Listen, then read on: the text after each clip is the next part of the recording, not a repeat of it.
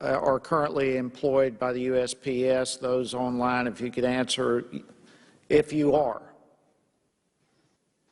Not currently, no. All right. I would just like for the record to reflect that none of our witnesses today are employed by the Postal Service, and yet our hearing today is supposed to be about a postal update. And here we have no witnesses who are part of the Postal Service. In fact, we have witnesses who basically can do nothing on the issue of what this hearing really is turning into being. They can do nothing but speculate. We have a law professor, a law school lecturer, who has determined guilt based from a Washington Post article. I counted at least 2 or 3 times, Mr. Painter, that you assumed guilt already to Mr. DeJoy. I don't see that as being very professional at all. This is not oversight. This is, again, an attempt to create political assassination, as I referred to in my opening statements. When it comes to the question of whether or not Mr. DeJoy broke any campaign finance laws, Mr. Painter, wouldn't you agree that really you have no more information than the general public has at this point? Well, that is a false statement. You did 2 or 3 times. I sir. did not, and I'm going to repeat that I do not know whether the campaign finance laws were violated. It is a false statement that I assumed guilt. But if those stories are true, what is described in those stories is multiple felonies. It must be investigated. Okay. It is unacceptable to have someone in a position of trust in our government who is suspected of those types of violations of the law. The same with respect to 18 United States Code 208. I do not know for certain there has been a violation, a Mr. crime. Painter, you're answering questions I did not ask. I would appreciate you said that I assumed guilt. I did not. That is not true. Please do not put words in my mouth, You go back and read your statement, sir, but I'm going to go on with my questions here. Basically, what we have then is your opinion, which is fine.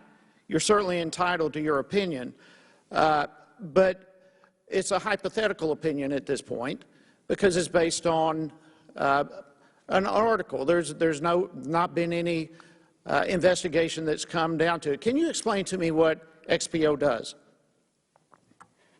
XPO, to the best of my knowledge, ships mail and trucks and performs other logistical operations for the United States Postal Service.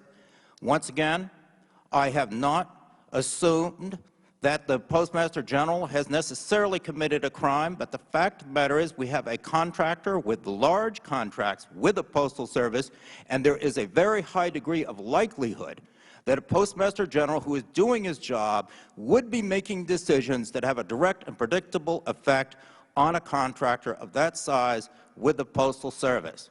So are you qualified to evaluate whether or not the relationship between XPO and USPS has risen to the point of conflict of interest? Yes, I am, because I made that type of decision repeatedly for the Bush administration. No one goes into a position.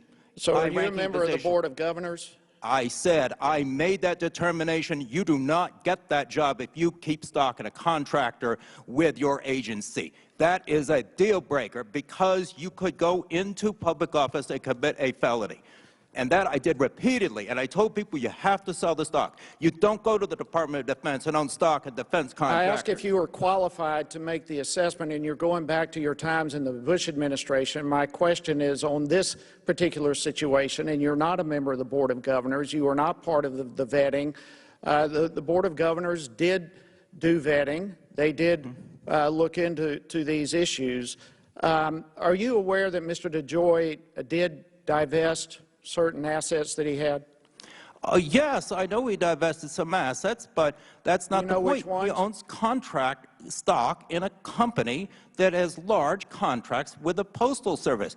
I am qualified to say that is unacceptable. It would have been a deal breaker in the Bush administration. We would not have nominated, appointed, or approved in any way of a senior executive branch official. You may not have. The Board of the Governors did.